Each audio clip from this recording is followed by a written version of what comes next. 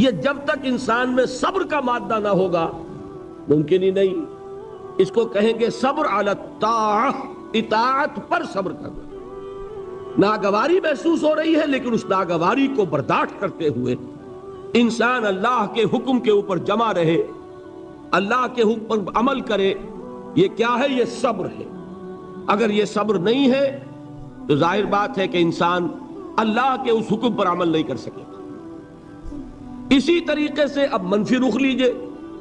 میں نے مثال دی تھی نا، ایک شخص رشوت پیش کر رہا ہے، آپ کہیں میجسٹریٹ ہیں یا کہیں آپ اور کسی ایسی پوزیشن میں ہیں کہ آپ اس کو کوئی ناجائز فائدہ پہنچا سکتے ہیں اور وہ آپ کو رشوت پیش کر رہا ہے. مال وہ چیز ہے جو نفس کو محبوب ہے. نفس جو ہے وہ آپ کو پٹی پڑھا رہا ہے کہ لو اس کو قبول کر لو. اس وقت اگر آپ اپنے آپ کو تھامیں گے نہیں، روکیں گے نہیں، تو کیسے آپ کر سکیں گے اس ٹیمپٹیشن کا مقابلہ؟ یہ ہوگا صبر عن المعصیہ، معصیت سے اپنے آپ کو روکنا اور صبر کرنا. دیکھیے اس کی کتنی اعلیٰ مثال ہے سورہ یوسف میں. حضرت یوسف علیہ السلام جوان ہے، نہایت حسین ہے. پھر وہ عورت جو ہے امراۃ العزیز، اتنے بڑے سرکاری افسر کی بیوی، وہ گناہ کی دعوت دے رہی ہے. اس وقت اپنے آپ کو تھامنا. قرآن مجید نے کہا ہے نا کہ وَلَقَدْ هَمَّتْ بِهِ وَهَمَّ بِهَا لَوْلَا رَأَىٰ بُرْهَانَ رَبِّهِ. اس عورت نے تو اس برائی کا قصد کیا ہی تھا، حضرت یوسف کی طرف پیش قدمی کی ہی تھی. یوسف بھی کرتے اگر اپنے رب کی دلیل کو نہ دیکھ لیتے. اس وقت اللہ نے خصوصی دستگاری فرمائی، دستگیری، اس لیے کہ انسان کا نفس تو ظاہر بات ہے، وہ تو انسان کو خود حضور صلی اللہ علیہ وسلم کے خطبات میں آتا ہے کہ آپ جب بھی کہتے تھے کہ اے لوگو اللہ کا تقوی اختیار کرو تو سب سے پہلے اپنے نفس کو مخاطب کرتے تھے. اوصیکم و نفسی بتقوی اللہ. لوگوں میں تمہیں بھی وصیت کر رہا ہوں. دیکھیے یہ اوصیکم وہی آ گیا، اوصا یوسی ایسان باب افعال. اوصیکم و نفسی بتقوی اللہ. لوگوں میں تمہیں بھی وصیت کر رہا ہوں اور اپنے نفس کو بھی وصیت کرتا ہوں کہ وہ اللہ کا تقوی اختیار کرے. تو یہ نفس کو تھامنا، روکنا ان چیزوں سے جو اسے مرغوب ہے، یہ ہے صبر عن المعصیہ. اور جو حکم دیا جا رہا ہے اس پر عمل پیرا ہونے میں جو ناگوار صورت پیش آ رہی ہے، نفس تو چاہ رہا ہے سو، ادھر معلوم ہے کہ اذان ہو چکی ہے، فجر کی جماعت کا وقت ہے، وہ کشمکش ہو رہی ہے. اس وقت جو ہے نفس کے اس تقاضے کو پیچھے ڈال کر اور اللہ کے حکم پر کاربند ہونا، یہ کیا ہے؟ صبر علی الطاعہ، اطاعت پر صبر، معصیت سے صبر. ایک مثبت صبر، ایک منفی صبر، یہ دو صبر ہوں گے تو پہلی منزل سر ہوگی. بات سمجھ میں آ گئی؟ اب آئیے دوسری منزل. دوسری منزل کیا تھی؟ یاد کیجئے، دعوت، تبلیغ، تلقین، نصیحت، دوسروں کو کہنا. اسی میں امر بالمعروف نہی عن المنکر. اب یہاں کیا ہوگا؟ اس میں میں چاہتا ہوں کہ ذرا ایک آیت کے حوالے سے، میں نے کل کہا تھا نا کہ وہ 3 باتیں میں یہاں چھوڑ رہا ہوں، وہ 3 باتیں آج سمجھ لیں. وہ 3 باتیں ہیں سورہ نحل کی ایک آیت کے حوالے سے. اتنی چھوٹی وہ ہے کہ وہ آپ کو یاد ہو جائے گی. ادعو الی سبیل ربک بالحکمت والموعظۃ الحسنۃ وجادلہم باللتی ہی احسن. بلاؤ اپنے رب کے راستے کی طرف، دعوت دو اپنے رب کے راستے کی طرف 3 چیزوں کے ذریعے. پہلی چیز بالحکمہ، حکمت کے ساتھ، دانائی کے ساتھ، دلیل کے ساتھ، برہان کے ساتھ. دوسری چیز موعظہ حسنہ، اچھی نصیحت، خوشنما نصیحت. اور تیسری چیز وجادلہم باللتی احسن، جدال حسنہ، جھگڑا، مجادلہ، مناظرہ، لیکن وہ بھی خوبصورتی کے ساتھ. اب ان تین چیزوں کی اہمیت کو سمجھیے. بدقسمتی سے ہمارے ہاں یہ جو تین لیولز ہیں دعوت کے، ہم ان کو بھول گئے، اور ان میں سے ہر ایک کی جو اہمیت ہے وہ ہمارے سامنے نہیں ہے. یہ تو میں مانتا ہوں کہ یہ صرف نبی کی ذات ہوتی ہے جو اتنی جامع ہوتی ہے کہ وہ تینوں لیول پر بیک وقت کام کرتے ہیں، اور غیر نبی سے آپ اس کی توقع نہیں کر سکتے. شخصیتوں کے اندر جو محدود اوصاف ہوتے ہیں وہ کسی ایک لیول پر بھی کام کر لے تو بہت بڑی بات ہے. تینوں لیول پر کام کرنا جو ہے وہ تو جیسا کہ میں نے عرض کیا وہ انبیاء کے لیے تو ہوتا ہے. وہ تین لیول کیا ہے؟ دیکھیے، ہر سوسائٹی میں، ہر معاشرے میں ایک اونچا طبقہ ہوتا ہے. اونچا میں دولت کے اعتبار سے نہیں کہہ رہا، اونچا سیاسی اقتدار کے اعتبار سے نہیں کہہ رہا، اونچا طبقہ ذہنی اعتبار سے، فکری اعتبار سے، عقلی اعتبار سے، جنہیں آپ کہتے ہیں انٹیلیجنسیا، جنہیں آپ کہتے ہیں انٹلیکچوئل مائنورٹی. ہوتا تو ہے بہت تھوڑا سا، مائنورٹی ہے، وہ اکثریت نہیں ہوتی، اکثریت عوام الناس کی ہے. انٹیلیجنسیا تو تھوڑا ہوگا، انٹلیکچوئل مائنورٹی اسے کہتے ہی مائنورٹی ہے کہ وہ اقلیت ہوتی ہے، ذہین اقلیت. اسی کے لیے ایک اور اصطلاح استعمال ہوتی ہے، دی brain trust of the society. آج کل امریکہ وغیرہ میں تھنک ٹینکس، یہ ایک خاص ان کے ادارے وجود میں آ رہے ہیں کہ مفکرین کو جمع کیا جائے اور ان کی جو فکری صلاحیتیں ہیں ان سے استفادہ کیا جائے. اب ایک آدمی جو ہے وہ بظاہر تو بیٹھا نظر آ رہا ہے، کوئی کام ہی نہیں کر رہا ہے. آپ کو کیا پتا وہ فکری اور ذہنی اعتبار سے کس فضا میں ہے، کس عالم میں ہے، وہ کیا کر رہا ہے، کیا سوچ رہا ہے، آپ کو کیا پتا. علامہ اقبال کی بعض تفسیریں آپ تصویریں دیکھی ہوں گی، یوں بیٹھے ہیں، معلوم ہوگا بڑا نکما آدمی ہے، یہ کیا سر جھکائے بیٹھا ہوا ہے. لیکن آپ کو کیا پتا کہ وہ فلسفے کی کون سی گتھیاں سلجھا رہا ہے، کون سا مسئلہ اس کے سامنے، زمان و مکان کا کوئی مسئلہ ہے، علم کی ماہیت کا کوئی مسئلہ ہے، اور غلطاؤں پیچا انسان. اب میں کیا عرض کروں، مضمون ذرا ہٹ رہا ہے. یہی کیفیت تھی محمد الرسول اللہ صلی اللہ علیہ وسلم کی ایک خاص دور میں. وحی کے آغاز سے متصلاً قبل اور وحی کے آغاز کے کچھ دیر بعد تک یہی تفکر، غور و فکر میں ڈوبے ہونے کی کیفیت تھی، جس میں کہ خطاب ہوا ہے کمبل میں لپٹ کر لیٹنے والے اب کھڑے ہو جاؤ، اے لحاف میں لپٹ کر لیٹنے والے اب کھڑے ہو جاؤ. یہ مزمل اور مدثر کیوں کہا؟ کیونکہ جب کوئی شخص غور و فکر میں ڈوبا ہوتا ہے، کوئی فکر ہے ذہن پر، سوچ بچار میں غرق ہے، تو وہ دوسروں سے تعلق منقطع کرتا ہے. اور عرب کا ایک خاص مزاج تھا، وہ اپنی چادر اپنے گرد لپیٹ کر یا لیٹ جاتے تھے یا بیٹھ جاتے تھے، اور چادر کو ایک ٹینٹ کی شکل میں اپنے گرد تان لیتے تھے. اب بھی ہمارے ہاں خود پاکستان میں پٹھانوں میں اس کا رواج موجود ہے. چادر کا جو وہ استعمال کرتے ہیں، اس کے بہت سے استعمالات ہوتے ہیں. جو کندھے پر چادر پڑی ہوتی ان میں سے ایک یہ بھی ہے. اس کو اپنے گرد لپیٹا اور دنیا سے منقطع کر لیا. یہ کیفیت حضور کی رہی ہے. اسی کے لیے تو غار حرا میں جا کر آپ وہاں پر جو کرتے تھے، کیا کرتے تھے؟ ظاہر بات ہے کہ آپ کسی نبی کے امتی تو تھے نہیں کہ اس کے طریقے پر عبادت کرتے. اگر آپ نصارہ میں پیدا ہوتے تو حضرت مسیح کے بتائے ہوئے طریقے پر عبادت کرتے.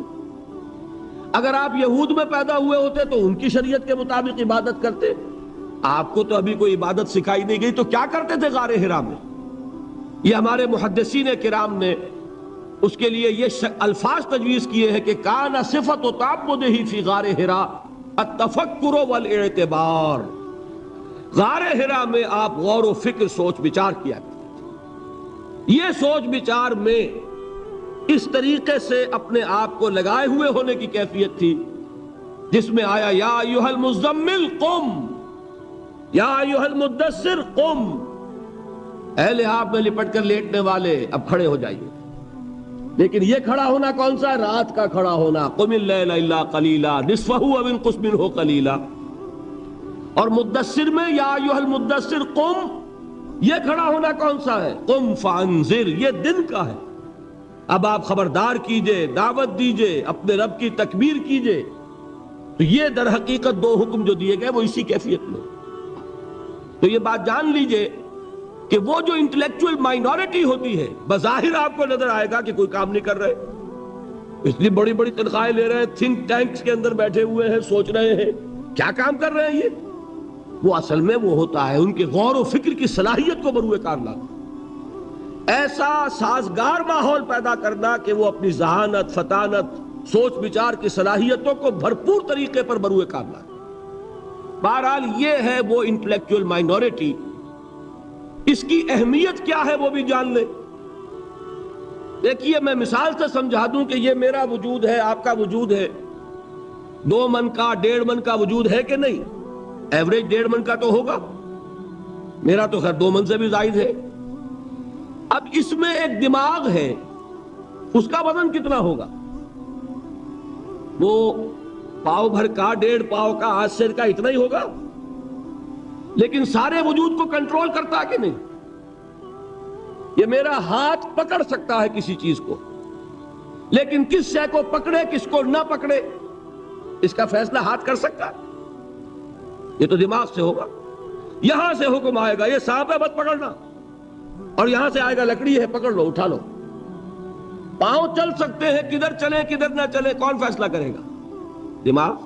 یہاں سے آرڈر آتا ہے کہ چلو، تو دماغ پاؤں چلنا شروع کر دیتے ہیں۔ زبان بولتی ہے، فیصلہ کون کرتا ہے کیا بولنا ہے؟ دماغ۔ تو میرے پورے اس وجود کو کنٹرول کیا کر رہا ہے؟ دماغ۔ اس کی ریشو پروپورشن کیا بنے گی 2 من کے مقابلے میں آج سے؟ اسی طریقے پر آپ سمجھئے کہ انسانی معاشرے میں وہ برین ٹرسٹ جو ہے، انٹلیکچوئل مائنورٹی ہوتی بہت کم ہے لیکن بڑی اہم ہوتی ہے۔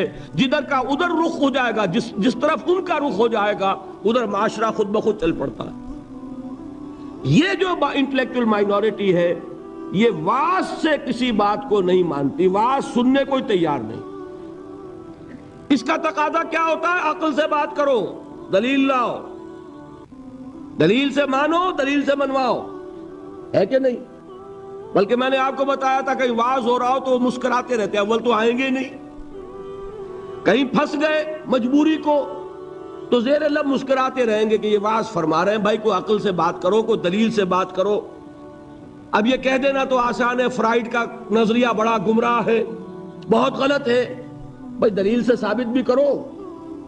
یہ کہنا آسان ہے، مارکس کا نظریہ کفر ہے، لیکن کچھ ثابت تو کرو، اس میں کیا خرابی ہے؟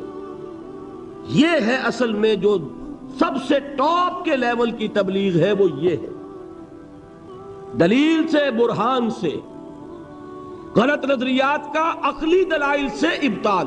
یہ بات یوں غلط ہے، یہ نظریہ باطل ہے، یہ تصور صحیح نہیں ہے، دلیل سے ثابت کیا جائے۔ یہ ہے کس کے لیے؟ انٹلیکچوئل مائنورٹی کے لیے۔ اس کو کہا ادعو الی سبیل ربک بالحکمت، وزڈم کے ساتھ، دانائی کے ساتھ، عقلی دلائل کے ساتھ، براہین کے ساتھ اللہ کے راستے کی طرف بلاؤ۔ دوسرا لیول کیا ہے عوام الناس کا؟ وہ لیول ہے عام لوگ، ان کے ذہنوں میں کوئی خناس نہیں، کوئی غلط نظریہ نہیں، انہوں نے تو جیسے آپ کہتے ہیں کلین سلیٹس ہیں، اس کے اوپر آپ جو چاہیں لکھ دیں، اور اگر کسی سلیٹ پر پہلے سے لکھا ہوا ہے تو پہلے اسے صاف کرنا پڑتا ہے تب لکھیں گے۔ تو وہ جو ہوتے ہیں ذہین اقلیت، ان کے تو ذہنوں کی پہلے صفائی کرنی پڑتی ہے۔ اگر ڈارون کا نظریہ بیٹھا ہوا ہے تو وہ نکالیں گے تو قرآن مجید میں جو آیا ہے قصہ آدم و ابلیس 7 مرتبہ، وہ ڈارون کا نظریہ نکلے گا تو بیٹھے گا نا۔ وہ ڈارون کا نظریہ وہاں ہے، وہ حجاب بنا ہوا ہے، وہ قصہ آدم و ابلیس کو پڑھتا ہوا مسکراتا ہوا گزر جاتا ہے۔ کیا بچگانہ باتیں ہو رہی، معاذ اللہ ثم معاذ اللہ ثم معاذ اللہ، اس کے ذہن میں بیٹھا ہوا ہے ڈارون کا فلسفہ۔ اب پہلے وہ ڈارون کا فلسفہ، اسی کو کہا ہے نا کسی نے کہ گلا تو گھونٹ دیا اہل مدرسہ نے تیرا، کہاں سے آئے صدا لا الہ الا اللہ۔ ذہن بدلا گیا، فکر بدلی گئی، سوچ بدلی گئی، کہیں ڈارون ہے، کہیں فرائیڈ ہے، کہیں مارکس ہے، کہیں ایڈلر ہے، کہیں برٹرینڈ رسل ہے، کہیں سارترے ہے، یہ ذہنوں کے اندر تو یہ بیٹھے ہوئے ہیں۔ تو اب کہاں سے بات آئے؟ اسی کو کہا تھا اکبر الہ آبادی نے کہ غزالی اور رومی کی بھلا کون سنے گا، محفل میں چھڑا نغمہ اسپینسر و مل ہے۔ جان سٹورٹ مل، اس کا فلسفہ یہ ہے، اس نے یہ فرمایا ہے۔ جس کے دماغ میں یہ بیٹھا ہوا ہے وہ غزالی کی بات کہاں سنے گا، رومی کی بات اس کے پلے کہاں پڑے گی؟ تو اس کے لیے تو ہے وہ بڑا کٹھن کام، اور کٹھن کام ہونے ہی کی وجہ سے ہم کرتے نہیں۔ عوام الناس میں واعظ سے نصیحت کرنا، تبلیغ کرنا یہ آسان ہے، لہذا ہمارے ہاں اس وقت جو کام ہوتا ہے وہ اسی بنیاد پر ہوتا ہے، اسی لیول پر ہوتا ہے۔ واعظ ہے، نصیحت ہے، میں اس کی نفی نہیں کر رہا، عوام کے لیے وہی مفید ہے۔ عوام کو آپ خام خواہ فلسفے پہ پڑھانے بیٹھ جائیں تو یہ بھی در حقیقت ان کے ساتھ ظلم ہوگا۔ کلم الناس علی قدر عقولہم، وہ کیا ہے؟ واعظ۔ اور واعظ جو ہے وہ کوئی گالی نہیں ہے، واعظ بہت ہی مفید شے، بشرطے کہ دماغ میں کوئی خناس نہ ہو، فطور نہ ہو، کوئی غلط نظریے بیٹھے ہوئے نہ ہو۔ تو از دل خیزد بر دل ریزد، دل سے بات نکلے گی اور دل میں جا لگے گی۔ صرف یہ ہے کہ عوام الناس ایک بات کے بارے میں جان لیجئے، بڑے حساس ہوتے ہیں۔ یہ تو چونکہ در حقیقت کوئی عقلی علمی بات نہیں ہوتی، یہ احساس ہوتا ہے۔ اگر آدمی یہ محسوس کرے کہ یہ شخص اپنی دھونس جمانا چاہ رہا ہے، یہ میرے اوپر اپنے علم کا روب جھاڑنا چاہتا ہے، تو آپ کی بات کا اثر نہیں ہوگا۔ اور اگر محسوس کرے کہ یہ میرا مخلص ہے، میرا خیر خواہ ہے، میری بھلائی کے لیے بات کہہ رہا ہے، اس نے کوئی دھندا نہیں بنایا ہوا، اس نے یہ پروفیشن نہیں اختیار کیا ہوا، بلکہ یہ خالصتاً لوجہ اللہ بات کہہ رہا ہے، تو وہ بات واقعتاً دل سے نکلی ہوئی بات دل میں جا کے اثر لگے۔ یہ ہے عوام الناس کے لیے۔ اب تیسرا لیول ہے وہ جو آپ کا معاشرہ ہے، قادیانی مبلغین بھی موجود ہے کہ نہیں، عیسائی بھی موجود ہے کہ نہیں۔ پاکستان میں تبلیغ ہو رہی ہے عیسائیت کی، اور ان کے اعداد و شمار پڑھیے، کتنے لوگ ہیں کہ جو عیسائی ہو گئے ہیں پاکستان بننے کے بعد۔ پاکستان میں کتنے نئے چرچ ہیں کہ جو تعمیر ہوئے پاکستان میں پاکستان بننے کے بعد۔ ان کے مشنز کی رپورٹ پڑھیے، رونا آتا۔ وہ کیوں ہے کہ ان کے پروفیشنز ہیں، پروفیشنل پادری ہیں، بڑی ٹریننگز لے کر آتے ہیں، کروڑوں روپے کے بجٹ ہیں ان کے مشنز کے، پوری حکومتیں ان کی پشت پر ہیں، وہ اندر ہی اندر دیمک کی طرح چٹ کر رہے ہیں۔ اب ان کا مقابلہ کرنا ضروری ہے۔ اگر مقابلہ نہیں کریں گے تو نتیجہ کیا نکلے گا کہ ان کا ایک اثر قائم ہو جائے، جس چیز کا نام آپ مناظرہ کہتے ہیں۔ اور آج ہمارے بعض تعلیم یافتہ لوگ مناظرے کو گھٹیا چیز سمجھتے ہیں، بری چیز سمجھتے ہیں، لیکن یہ جان لیجئے کہ مناظرہ بھی ضروری ہے، اس لیے کہ اگر یہ نہیں کریں گے تو آپ کے اپنے عوام جو ہے ان کے زیر اثر آ جائیں گے۔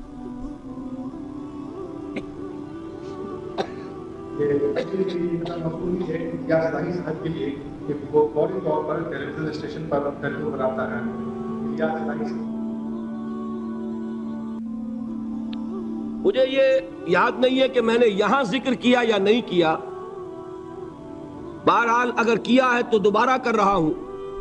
جب انگریز ہندوستان میں آیا تو ایک طرف تو انگریز کی حکومت قائم ہو رہی، ہم جو ہے مرعوب ہو گئے، محکوم بھی ہوئے، محکوم مرعوب بھی ہو جاتا ہے۔ دوسری طرف ان کے پادریوں کی فوج آ گئی عیسائیت کی تبلیغ کے لیے، اور یہ لوگ بڑے ٹرینڈ تھے، عربی پڑھ کر آتے تھے، فارسی سیکھ کر آتے تھے، قرآن پڑھ کر آتے تھے، تاکہ وہ ٹاک ٹاک کر حملے کر سکیں اسلام پر۔ اب ہمارے علماء کی اس اعتبار سے ٹریننگ نہیں تھی، وہ تو ہر کام کے لیے ایک ٹریننگ ہوتی ہے نا۔ اب انہیں تو چونکہ مسلمان ملک تھا، فتویٰ دینا ان کا کام تھا، کیا چیز ضروری ہے، کیا حرام ہے، کیا جائز ہے، کیا ناجائز ہے۔ کبھی کسی عیسائی سے مناظرے کا موقع ہی پیش نہیں آیا تھا۔ نتیجہ یہ نکلا کہ ایک پادری فینڈر تھا جرمن، کلکتے سے چلا دلی تک پہنچ گیا، اور جس شہر میں گیا اس نے علماء کو چیلنج کیا کہ مجھ سے مناظرہ کرو، اور ہر شہر میں جس نے بھی مقابلہ کیا، مناظرہ کیا، اس نے شکست کھائی اس سے۔ پھر وہ جامع مسجد دہلی کی سیڑھیوں پر کھڑے ہو کر اعلان کرتا ہے کہ میں کلکتے سے چل کر یہاں تک آ گیا ہوں اور کوئی مسلمان عالم میرا مقابلہ نہیں کر سکا. میں آج جامع مسجد دہلی کی سیڑھیوں سے چیلنج دے رہا ہوں پورے ہندوستان کے علماء کو کہ کوئی شخص مجھ سے مناظرہ کر لے. اب آپ سوچئے اس کو، اگر اس وقت کوئی اس کے مقابلے میں نہ آتا تو آپ کے عوام کے اوپر کیا اثر قائم ہوتا؟ ایک طرف انگریز حاکم ہے، ہم محکوم ہیں، اس کی تہذیب سے ویسے ہی مرعوب ہو گئے، دوسری طرف یہ کہ ہمارے علماء بھی مار کھا گئے، تو عوام میں جس پر جنگل کی آگ کی طرح عیسائیت پھیلتی اس کا آپ تصور نہیں کر سکتے. اس وقت اللہ کا ایک بندہ، یہ اللہ کی سنت ہے. اقبال کا بڑا پیارا شعر ہے، خون اسرائیل آ جاتا ہے آخر جوش میں، توڑ دیتا ہے کوئی موسیٰ طلسم سامری. اللہ تعالیٰ نے بر وقت اٹھا دیا.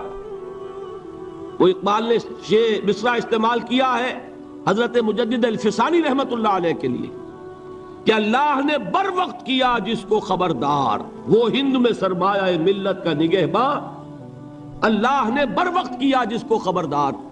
اسی طرح کی ایک شخصیت مولانا رحمت اللہ کیرانوی رحمت اللہ علیہ، وہ آئے میدان میں خم ٹھوک کر، انہوں نے مناظرہ کیا. پادری فینڈر کو ایسی شکست فاش ہوئی کہ پھر وہ ہندوستان چھوڑ کر بھاگ گیا. اس نے جا کر پھر ترکی میں ڈیرا لگایا. اس وقت تک ابھی خلافت تھی ترکی کی، خلافت عثمانی. وہاں جا کر ڈیرا لگایا، وہاں کا کوئی عالم مقابلہ نہیں کر سکا. یہ مولانا رحمت اللہ کیرانوی گئے تھے حج کے لیے.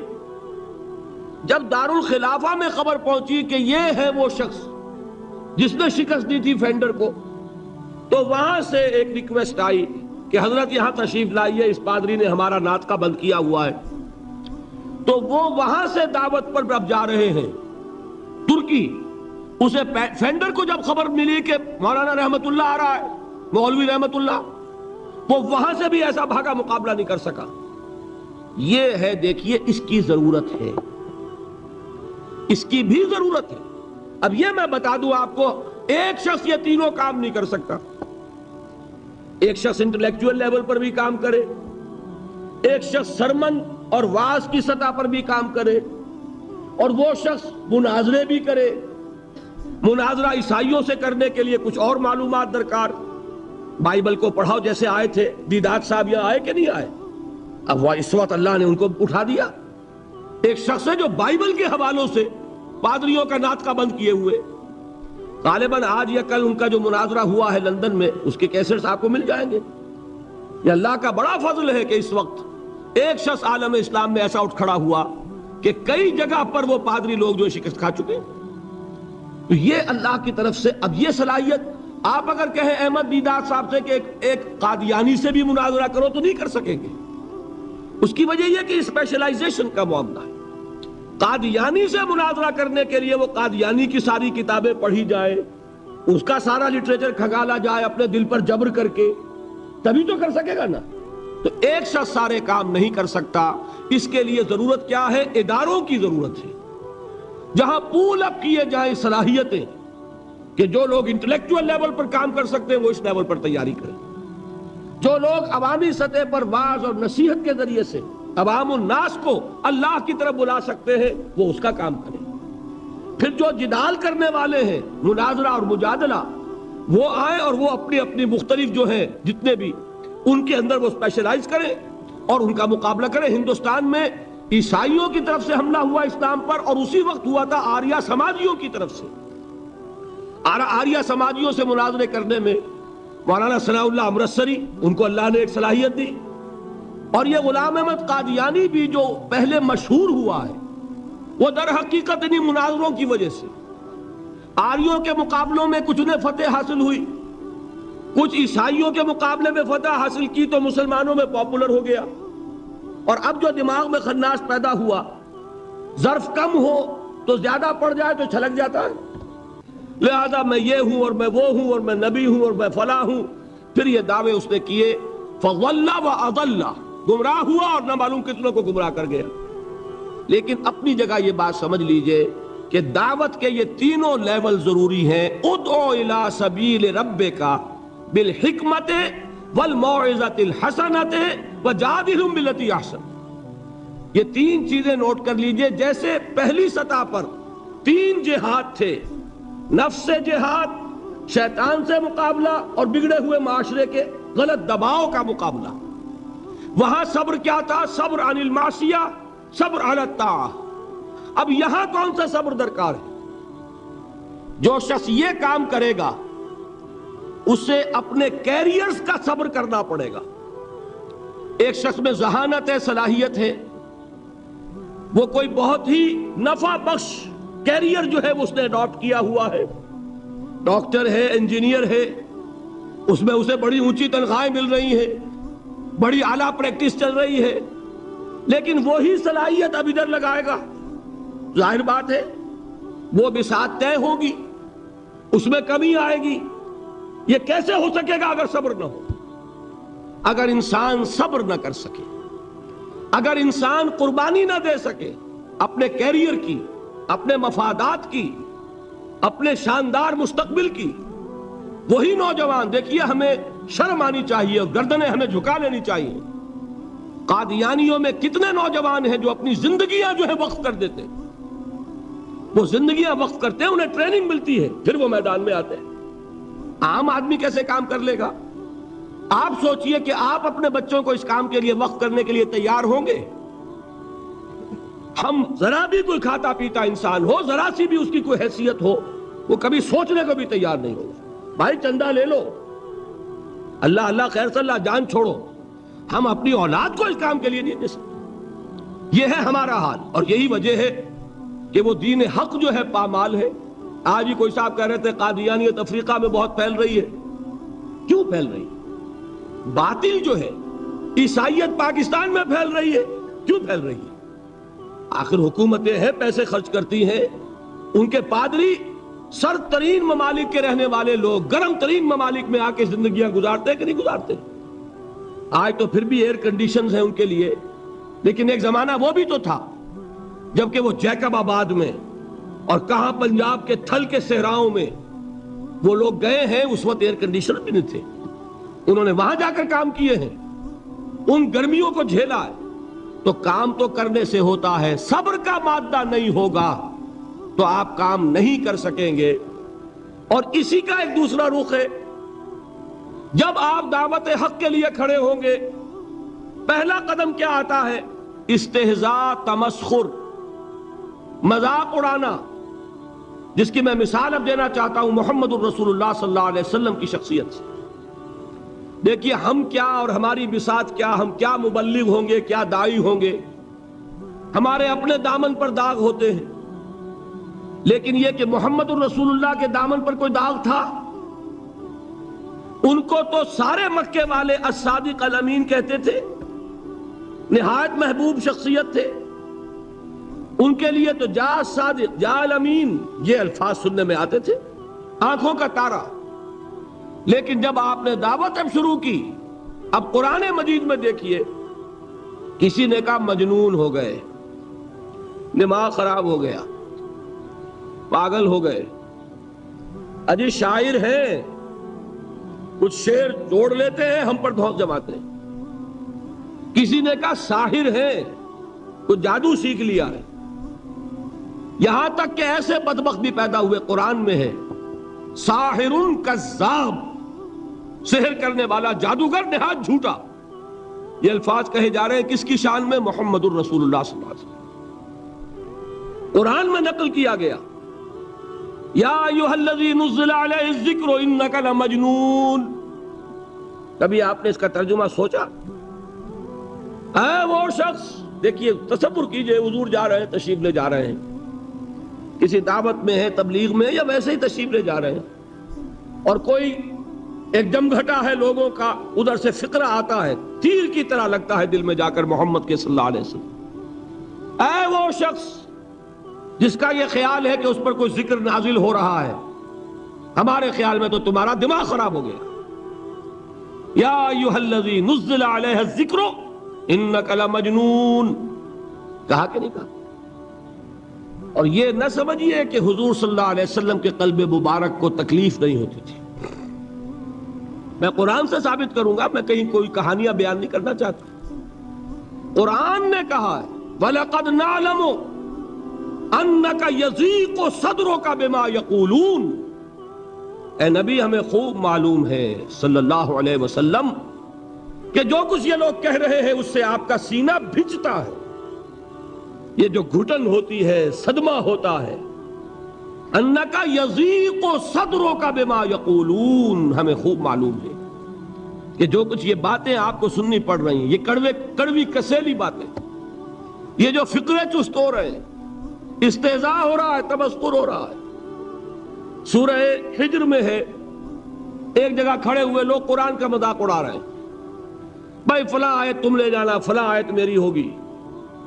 اس کے ٹکڑے کر رہے ہیں، اس کے ٹکڑے حصے بکھرے کر کے قیمہ بنا کر ان آیات کا تمسخر اڑا رہے ہیں. ایک جگہ قرآن مجید میں مذکور ہے کہ فرشتوں کا مذاق اڑ رہا ہے. بھائی یہ دیکھو محمد نے کہا ہے صلی اللہ علیہ وسلم کہ جہنم پر تو کل 19 فرشتے ہیں، علیہا 19 قرآن میں آیت نازل ہوئی. ایک پہلوان کہتا بھائی 10 کو تو میں سنبھال لوں گا، باقی 9 کا تم انتظار کر لو. یہ باتیں آ رہی ہیں حضور کے کانوں میں. کلام الہی کے ساتھ کیا سلوک ہو رہا ہے، مجھ پر کیا فقرے چست کیے جا رہے ہیں، مجھ پر جس طریقے سے استہزاء اور تمسخر کا رویہ اختیار کیا گیا ہے.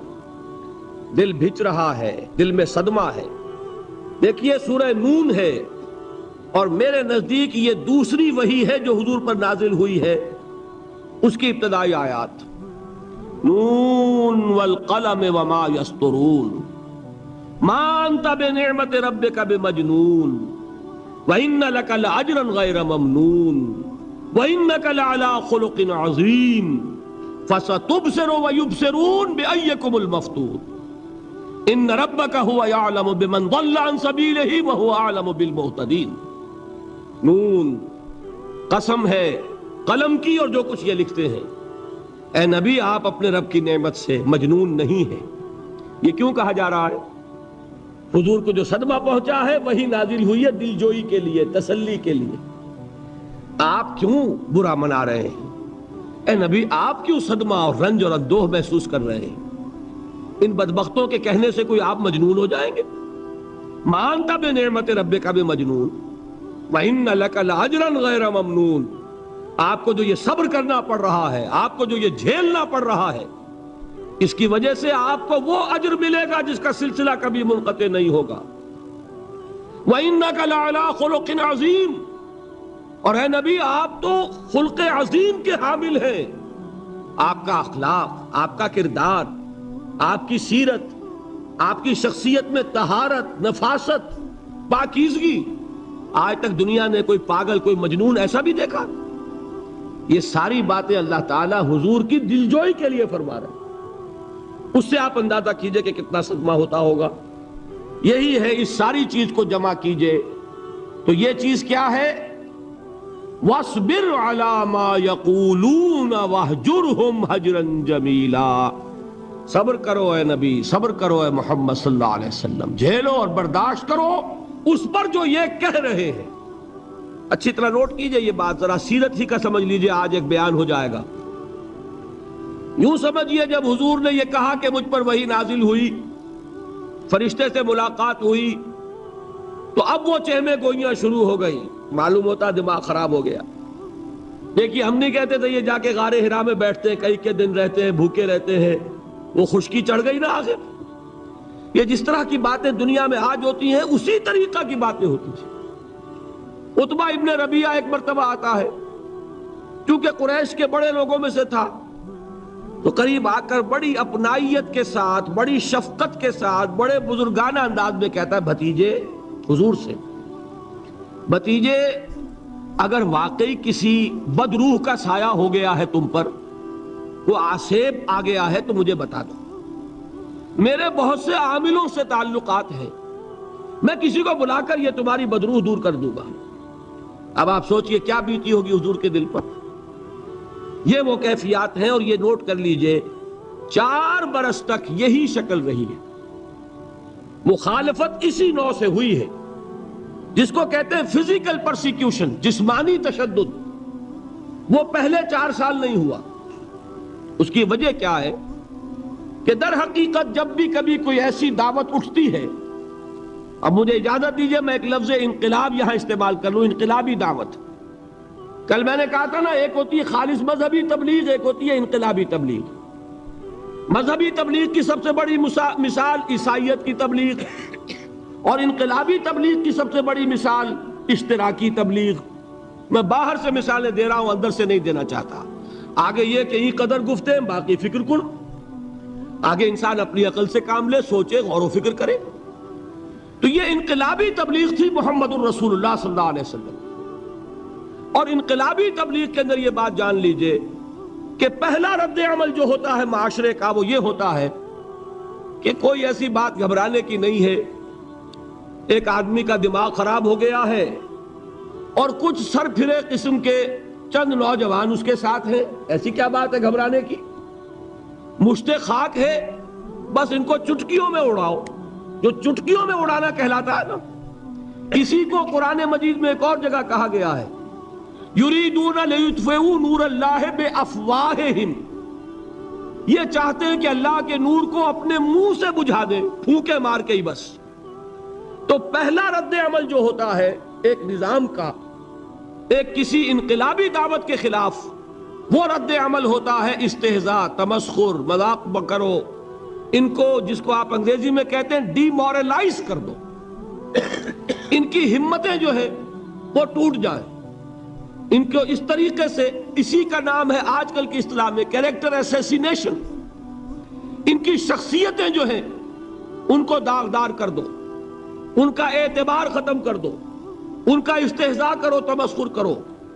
اور یہ میں آپ سے عرض کر رہا ہوں اس وقت ایک گونا فخر کے ساتھ اور اللہ تعالیٰ کا شکر ادا کرتے ہوئے کہ میں نے جو کام بھی کیا ہے اس وقت پاکستان میں، آپ نے اخبارات میں دیکھا ہوگا، بڑا دقیانوسی مولوی ہے، بیگمات کا رد عمل جو ہوا وہ آپ کے علم میں ہوگا، بڑے جو یہ جدید ہمارے روشن خیال قسم کے جو صحافی ہیں، اگر کہیں آپ نے پڑھا ہو جس طرح استہزاء ہوا ہے، جس طرح مذاق اڑایا گیا ہے، جو الفاظ استعمال کیے گئے ہیں، وہ میرے نزدیک بہت بڑی سند ہے جو اللہ کے ہاں جا کر پیش کروں گا کہ اللہ تیرے دین کے لیے میں نے اپنے گھر سے کوئی بات نہیں کہی، میں نے جو بات کہی وہ جو شریعت محمدی کی بات ہے وہ کہی، اگر اپنی طرف سے کہی ہو کوئی اضافہ کیا ہو تو اللہ تعالیٰ کی پھٹکار ہو مجھ پر اور لعنت ہو مجھ پر، لیکن اگر میں نے وہی کچھ کہا جو شریعت محمدی کا تقاضا ہے اور قرآن اور سنت کی بات ہے، تو پھر اگر مجھے کسی نے پاگل کہا اور کسی نے دقیانوسی کہا اور کسی نے اور فقرہ چست کیا، تو میں اس کے لیے، میں تو سمجھتا ہوں میرے لیے وہ سند ہے جو اللہ تعالیٰ کے ہاں میں جا کر پیش کروں۔ اور یہ جان لیجئے کہ وہی بات ہوتی ہے ہمیشہ، ہسٹری ریپیٹس اٹسیلف، وہ بات کریں گے جو حضور نے کی تھی، وہی رد عمل سامنے آئے گا جو اس وقت آیا تھا۔ اس لیے کہ یہ تو جو انسانی مزاج ہے وہ نہیں بدلا، معاشرے کا انداز نہیں بدلا، وہ جو کام ہوگا اس کا رد عمل ابتدائی وہی ہوگا۔ اور اس میں در حقیقت امتحان ہوتا ہے صبر کا۔ کیا دل شکستہ ہو کر بیٹھ رہے گا انسان؟ ہمت جواب دے جائے گی، کمر ٹوٹ جائے گی، قوت ارادی اور عزیمت جو ہے مزمحل ہو جائے گی، پھونکوں سے چراغ بجھ جائے گا۔ یہ جو میں نے آیت آپ کو سنائی تھی اس کا بڑی خوبصورت کے ساتھ ترجمہ کیا ہے مولانا ظفر علی خان نے کہ نور خدا ہے کفر کی حرکت پہ خندہ زن، پھونکوں سے یہ چراغ بجھایا نہ جائے گا۔ یریدون لیطفئوا نور اللہ بافواہہم واللہ متم نورہ ولو کرہ الکافرون، یہ چاہتے ہیں کہ اپنے منہ کی پھونکوں سے اللہ کے نور کو بجھا دیں، حالانکہ اللہ تعالیٰ تو اپنے نور کا اتمام فرما کر رہے گا، خواہ ان کافروں کو کتنا ہی ناگوار ہو۔ اس کی ترجمانی ہے نور خدا ہے کفر کی حرکت پہ خندہ زن، پھونکوں سے یہ چراغ بجھایا نہ جائے گا۔ بہرحال اس مرحلے پر میں نے آپ کو 2 صبر بتائے۔ صبر کس چیز سے؟ اپنا کیریئر دنیاوی جو بھی آپ حاصل کر سکتے تھے، ذہین آدمی ذہانت لگائے گا تو دین کی دعوت دے گا ایٹ دی انٹلیکچوئل لیول، اور یہ بات جان لیجئے کہ یہ چیز دنیا میں کسی کمائی کا ذریعہ نہیں بن سکتی، اسے قربانی دینی پڑے گی کیریئر کی، اپنے مفادات کی، تب کام کر سکے گا۔ عام آدمی وقت لگائے گا، صلاحیتیں صرف کرے گا، اپنی وہی اس وقت سے اور توانائی سے پیسہ بنا سکتا تھا۔ آج کل تو آپ کو معلوم ہے کہ بڑی سادی ہو گئی ہے یہ حساب کتاب کی بات، بہت سادہ۔ ایک انسکلڈ لیبرر کا 1 گھنٹہ برابر ہے اتنے روپے کے، ایک سکلڈ لیبرر کا 1 گھنٹہ برابر ہے اتنے روپے کے۔ آپ تو ہر چیز کاؤنٹ کر سکتے ہیں، میئر کر سکتے ہیں۔ جو شخص 1 گھنٹہ لگا رہا ہے اس نے کوئی پیسہ خرچ کیا ہے نا، اسی وقت کو لگا کر وہ پیسہ بناتا، اسی ذہانت اور صلاحیت سے وہ کوئی کمائی کرتا۔ ادھر لگایا تو وہ جو کمی ہو رہی ہے اس کو برداشت کرنا، اس کو جھیلنا اور خوش دلی سے برداشت کرنا، یہ سمجھنا کہ در حقیقت یہ سب کچھ کیا ہے کہ اللہ تعالیٰ کے ہاں اس کا اجر و ثواب ملے گا۔ یہ صبر کا ایک رخ، اور استہزاء ہو، تمسخر ہو، مذاق اڑے، فقرے چست ہو، دقیانوسی کہا جائے، ریئیکشنری کہا جائے، یہ بڑے ریئیکشنری ہے، یہ بڑے پچھلے زمانے کے لوگ ہیں، اگلے وقتوں کے ہیں یہ لوگ، انہیں کچھ نہ کہو۔ جو کہا جائے سنو، وَاصْبِرْ عَلَى مَا يَقُولُونَ وَاهْجُرْهُمْ هَجْرًا جَمِيلًا، اور صبر کیجئے محمد صلی اللہ علیہ وسلم۔ دیکھیے کوئی پہلو ایسا نہیں ہے جس میں ہمیں ہدایت قرآن مجید سے اور سیرت محمد صلی اللہ علیہ وسلم سے ملنا جائے۔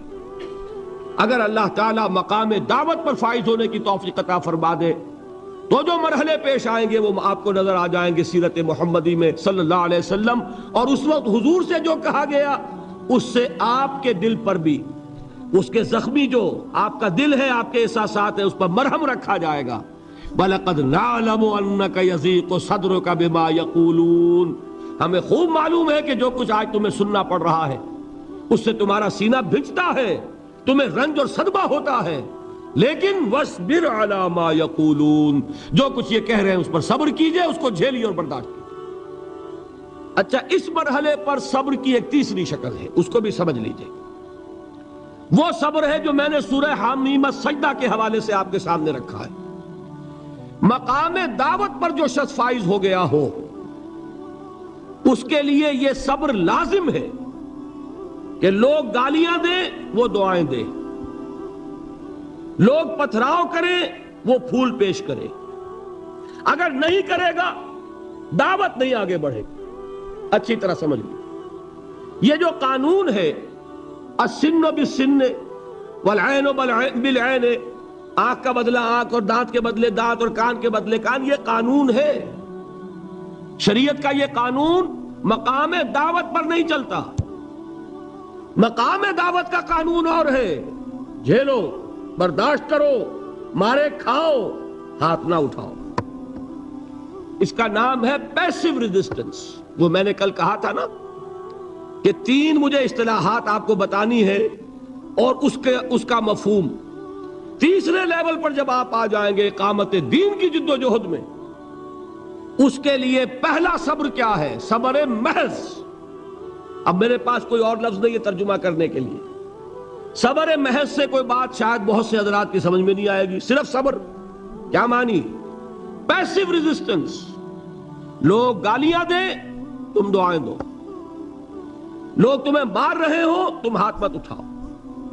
یہ جو پیسو ریزسٹنس ہے مقام دعوت کے لیے یہ لازم۔ اصل میں حضرت مسیح علیہ السلام کے جو جملے عام طور پر ہمارے ہاں مشہور ہیں، بائبل میں ہیں، ان پر ہمارے کچھ علماء فطرے چست کر دیتے ہیں کہ یہ بڑی غیر فطری تعلیم ہے، یعنی حضرت مسیح کے یہ جملے نہیں ہو سکتے، اس لیے کہ شریعت کا قانون تو یہ ہے کہ تمہارے کوئی تھپڑ مارے تو تم تھپڑ مارو۔ قصاص، وَلَكُمْ فِي الْقِصَاصِ حَيَاتٌ يَا أُولِي الْأَلْبَابِ، ہے کہ نہیں؟ اے ہوش مندو، قصاص میں زندگی ہے، بدلہ نہیں لوگے تو شریروں کی حوصلہ افزائی ہوگی۔ اس نے آج تمہارے تھپڑ مارا ہے، تم نے بدلہ نہیں لیا، کل وہ کسی اور کے لگائے گا، اس کو تو یوں سمجھیے نا کہ عادت پڑے گی۔ پھر معاشرے کی درستی کے لیے ضروری ہے کہ بدلہ ہو۔ ایک تھپڑ اس نے لگایا ہے تو تھپڑ اس کے لگے تو اس کے بھی 14 طبق روشن ہو، تاکہ کسی اور کو تھپڑ مارنے کی ضرورت اس میں نہ ہو۔ یہ صحیح ہے کہ معاشرے کی درستی اسی میں، لیکن جو دعوت کا معاملہ ہے بالکل جدا ہے، اس کے قانون اور ہیں۔ حضرت مسیح کے الفاظ کیا تھے یا نہیں، بہرحال انجیل میں یہ ہے، اور میں جو بات عرض کر رہا ہوں وہ یہ ہے کہ وہ بالکل صحیح ہے۔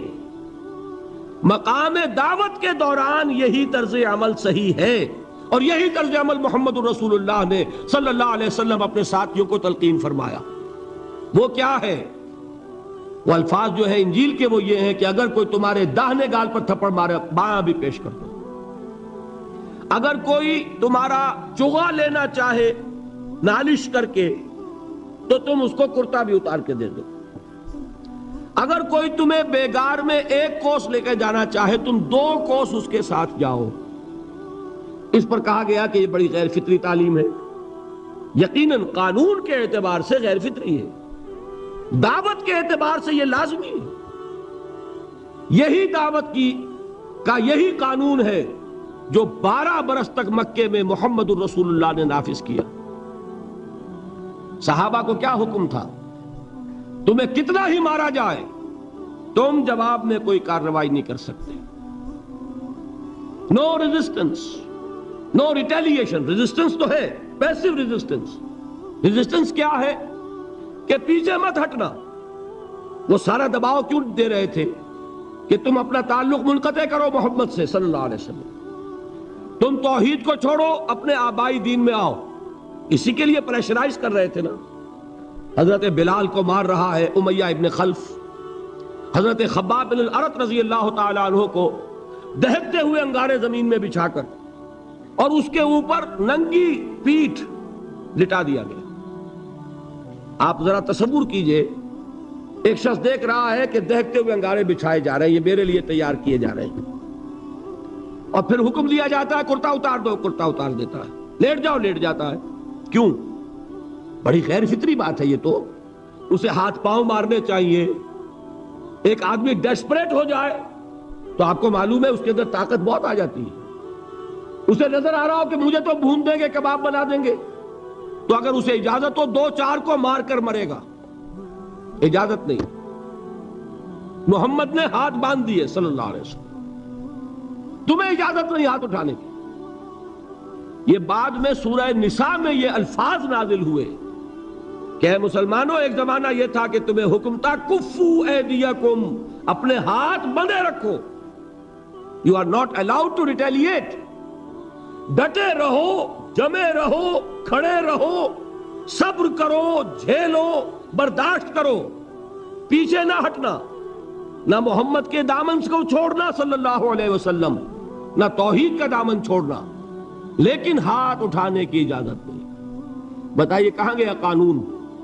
قانون تو یہ ہے کہ بدلا لو، لیکن وہ قانون تو اس وقت نافذ ہوگا جب انقلاب آ جائے گا، اسلامی حکومت قائم ہو جائے گی، تب آئے گا نا قانون۔ ابھی مرحلہ ہے انقلابی عمل کا، ابھی تو انقلاب لانا ہے، اسلامی حکومت قائم کرنی ہے۔ اس پروسیس کے تقاضے کچھ اور ہیں۔ اس میں جو پہلا مرحلہ ہے وہ پیسو ریزسٹنس کا ہے، صبر کا۔ یہی وجہ ہے، دیکھیے مکی صورتوں میں خود نبی اکرم صلی اللہ علیہ وسلم کو اتنے مختلف پیرایوں میں صبر کا حکم دیا گیا۔ کچھ مثالیں میں دے چکا ہوں، وَلِرَبِّكَ فَاصْبِرْ، اسی طریقے سے وَاصْبِرْ كَمَا صَبَرَ أُولُو الْعَزْمِ مِنَ الرُّسُلِ، اے نبی صبر کیجئے جیسے کہ صبر کیا ہمارے اولو العزم رسولوں نے۔ وَاصْبِرْ وَمَا صَبْرُكَ إِلَّا بِاللَّهِ، اے نبی صبر کیجئے، اور آپ کا صبر تو اللہ ہی کے سہارے ہے۔ وَاصْبِرْ لِحُکْمِ رَبِّكَ، یہ سورہ نون جس کی ابتدائی آیات میں نے آپ کو سنائی، نون والقلم وما يسطرون ما انت بنعمت ربك بمجنون، اس کا اختتام کیا ہوتا ہے؟ وَاصْبِرْ لِحُکْمِ رَبِّكَ وَلَا تَكُنْ كَصَاحِبِ الْحُوتِ إِذْ نَادَى وَهُوَ مَكْظُومٌ، اے نبی صبر کیجئے اپنے رب کے فیصلے کا، انتظار کیجئے، اور اس مچھلی والے کے مانند نہ ہو جائیے۔ مچھلی والا کون؟ حضرت یونس علیہ السلام۔ مچھلی والے نے اپنے دینی حمیت اور غیرت جو تھی اس کی وجہ سے اللہ کے حکم کا انتظار نہیں کیا، اپنی قوم کو چھوڑ کر چل دی۔ نبی کا رسول کا یہ معاملہ ہوتا ہے، جیسے کہ آپ کو معلوم ہے کوئی افسر ہے کسی حکومت کا، وہ اپنی پلیس آف ڈیوٹی کو نہیں چھوڑ سکتا. He must stick to his place of duty. بڑے افسرز کے لیے تو یہ بہت بہت اہم بات ہے. تو اے رسول، جہاں آپ کو ہم نے تعینات کیا ہے آپ وہاں سے ہل نہیں سکتے کہ ذرا مخالفت ہوئی، لوگوں نے فقرے چست کیے اور آپ کہیں اور چل دیے، دفع ہوئیے، یہ بات نہیں سننا چاہتے میں کسی اور کو سناؤں گا. ہو سکتا ہے نا؟ ہم تو کرتے ہیں نا یہ، اس لیے کہ ہمیں تو اللہ نے کہیں تعینات تو نہیں کیا نا. اگر ایک جگہ کے لوگ بات نہیں سنتے، چلو بھائی ہم کہیں اور جائیں گے، وہاں بات سنائیں گے. لیکن رسول کا معاملہ ہوتا ہے جو اس کی پلیس آف اپوائنٹمنٹ ہے، he cannot leave his place without the express permission of Allah سبحانہ و تعالی. آپ نے یہ سنا ہوگا، سیرت کی تقاریر میں پڑھا ہوگا کہ مدینے کی طرف ہجرت کی اجازت حضور نے تمام صحابہ کو دے دی، خود منتظر رہے جب تک کہ اللہ کی طرف سے اجازت نہیں آ گئی. حضرت ابوبکر پوچھتے رہتے تھے حضور اجازت آ گئی کہ نہیں؟ نہیں ابھی نہیں آئی. حضور اذن آ گیا؟ نہیں آیا. ابھی نہیں آیا. حبشہ کی طرف سب کو بھیج دیا، اجازت دے دی جو جانا چاہے چلا جائے. حضور کی صاحبزادی جو حضرت عثمان کے نکاح میں تھی وہ بھی ہجرت کر رہی، لیکن حضور تو نہیں گئے. رسول نہیں چھوڑ سکتا اپنی جگہ کو. یہاں تک کہ تمام تقریباً صحابہ چلے گئے، حضور رہ گئے، حضرت ابوبکر رہ گئے، حضرت علی رہ گئے. اور حضرت ابوبکر پوچھ رہے ہیں بار بار اجازت آئی یا نہیں؟ نہیں ابھی نہیں آئی. حضرت عائشہ نے واقعہ بیان کیا کہ ایک روز اچانک دوپہر کے وقت ہم نے دیکھا کہ حضور نے اپنے پورے جسم کو ڈھانپا ہوا ہے، چہرے کو بھی کپڑے میں ڈھانکا ہوا ہے اور تشریف لا رہے ہیں. یہ اس میں تعجب کی بات یہ کہ عرب میں آج بھی آپ کو معلوم ہے کہ یہ چیز جو ہے ان کی روایات کے خلاف ہے کہ دوپہر کے وقت کوئی کسی سے ملنے جائے. یہ وقت جو ہے قیلولے کا ہے، آرام کا ہے. آج کل وہ عصر اور ظہر کے مابین کا وقفہ، تو این ٹھیک دوپہر کے وقت تشریف لائے حضور. آپ نے آ کے حضرت ابوبکر سے فرمایا کہ اجازت آ گئی ہے. اس میں ایک قصہ تھوڑا سا اور بتا دوں، بہت دلچسپ ہے اور بہت ہمارے لیے سبق آموز ہے. حضرت ابوبکر نے بہت خوش ہو کر ایک بات کہی، حضور میں نے 2 اونٹنیاں تیار کی ہوئی ہیں. یعنی اب آپ وہ تو سوچتے تھے نا شاباش ملے گی کہ میں نے تیاری کی ہوئی ہے، میں نے 2 اونٹنیوں کو خوب کھلا پلا کے فربا کیا ہوا ہے، بڑی توانا ہے تاکہ ہم تیزی کے ساتھ سفر کر سکیں. حضور نے توقف کیا، فرمایا ہاں ٹھیک ہے، 1 اونٹنی میں استعمال کروں گا لیکن میں اس کی قیمت ادا کروں گا. حضرت ابوبکر کی آنکھوں میں آنسو آ گئے، روتے ہوئے کہا حضور مجھ سے یہ مغایرت، کیا یہ جان اور مال کسی اور کے لیے ہے؟ آپ مجھ سے بھی کہہ رہے ہیں میری اونٹنی جو ہے وہ بھی بلا معاوضہ آپ قبول نہیں فرما رہے. یہ ہے محمد الرسول اللہ کی غیرت اور حمیت کا معاملہ. ہمارا معاملہ جو ہے دین کی دعوت و تبلیغ کے اعتبار سے بالکل کچھ مختلف بنا ہوا ہے.